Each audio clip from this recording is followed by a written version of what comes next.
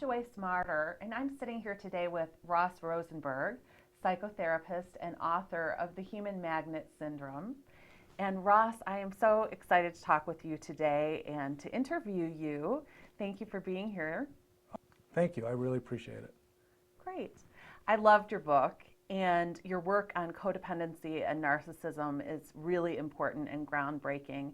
And I think it's interesting that you also specialize in sex addiction, and I'm wondering how that came about and if there's some sort of connection between those two areas of expertise.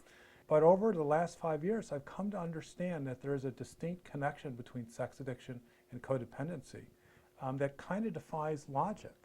So many times people think of sex addicts as narcissists, self-centered, egotistical people who think all about their needs.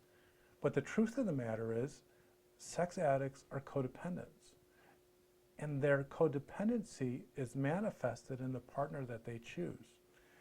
And it seems, as I describe in my book, The Human Magnet Syndrome, that the sex addicts seem to always choose someone who is controlling, someone who is narcissistic.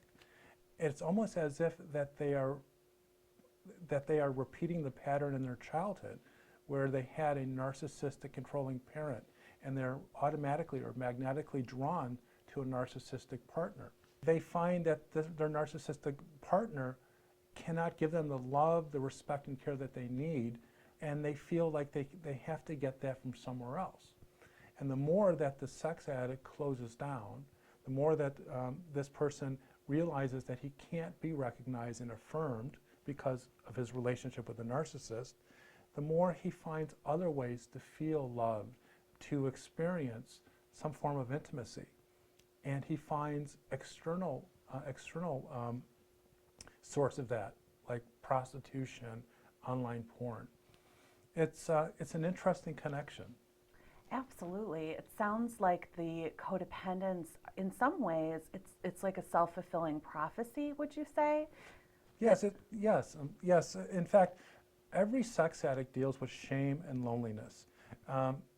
It is as if they've been ashamed of themselves and lonely their whole life. And that is part of the human magnet syndrome that draws them unconsciously to the narcissistic partner. And they find themselves oppressed and unloved and uncared for once again in a relationship. And they believe that they're never going to be loved enough. And they need something to self-medicate themselves, to distract themselves, to make themselves feel sexual, happy, or lovable in a world that's not. And through their sexual activities, they discover that. So Ross, when you're dealing with your clients who are both codependent and sex addicts, as their therapist, which do you address first? Always you deal with the addiction. In the psychotherapy field, in psychiatric field, you deal with that disorder that causes the most distress and is causing the most problems for the client or the people who are related to the client. And the addiction, the problems and the consequences of the addiction far exceed the codependency. So the goal is to get the sex addict into a program of some sort and to come up with a way to help the addict find other ways to meet their psychological or emotional needs without self-medicating. And often psychotherapy and 12-step groups are important.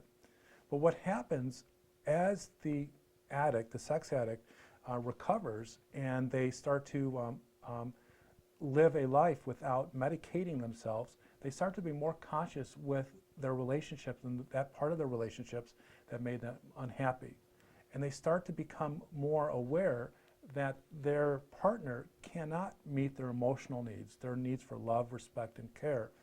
And instead of acting out and self-medicating and numbing, they find themselves dealing with the problem.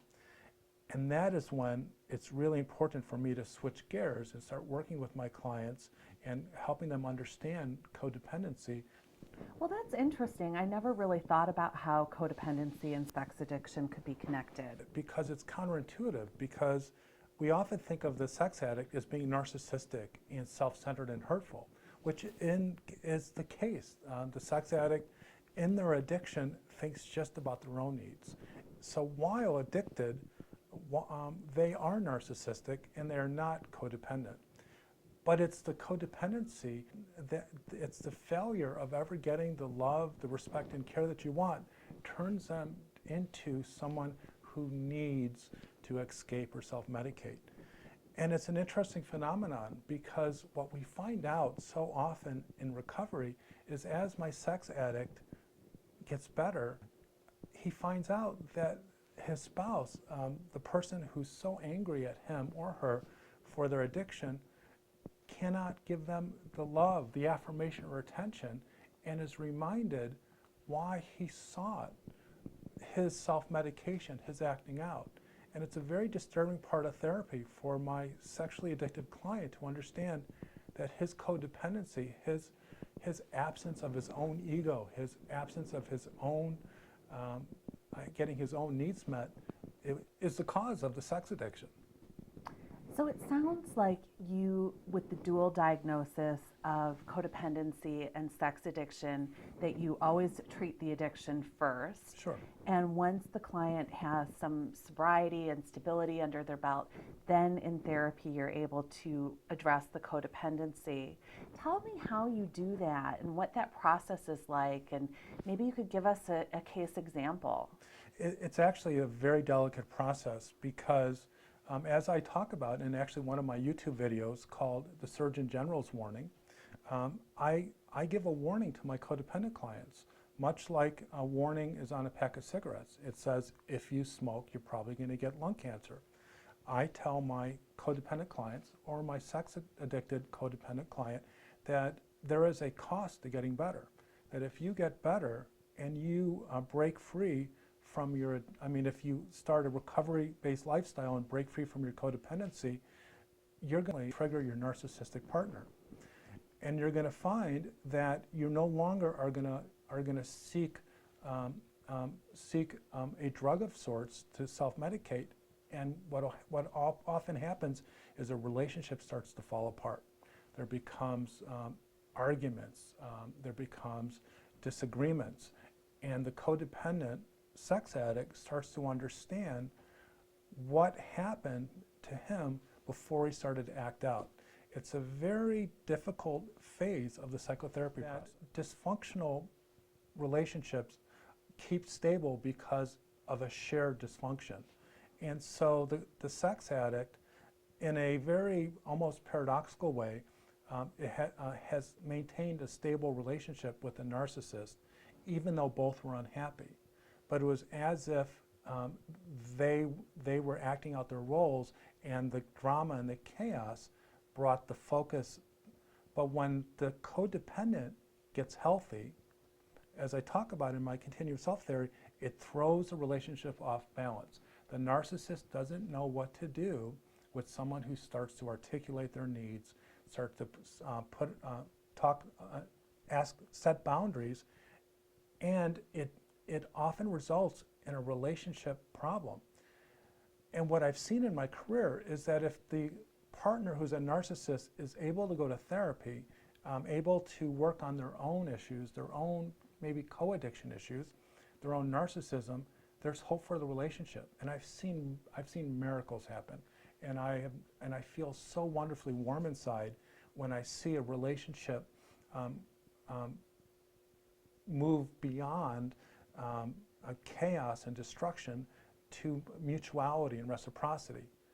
But the hardest part of my job is to know, inevitably, when I have a sex addict who's also codependent and he starts to get healthy and his partner has a narcissistic personality disorder, it's unlikely that the partner is going to get healthy because narcissists, by definition, don't know they have a problem, they blame others for the problem, and they don't want to get help.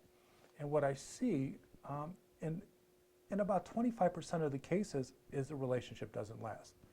So I have to face the fact that when I work with codependent sex addicts, there's a likelihood that the relationship's going to end in a divorce. And although I know I'm doing the right thing, it's not always easy. Absolutely. And for them to go through a loss like that on top of everything else that they've been through, it sounds like it's a common part of the process on the road to getting well. I've seen the most remarkable, wonderful things happen. It gives me goosebumps just thinking about it. When I see someone who is so shut down, so emotionally empty, with no self-esteem, through their own recovery with sex addiction, their own recovery in codependency, they start to discover their self-worth, their self-esteem. They start to set boundaries. And let's say the relationship doesn't work with their spouse or their partner, and it ends. They start to realize that there are other people out there that can love, respect, and care for them in some fair amount of, with some amount of mutuality.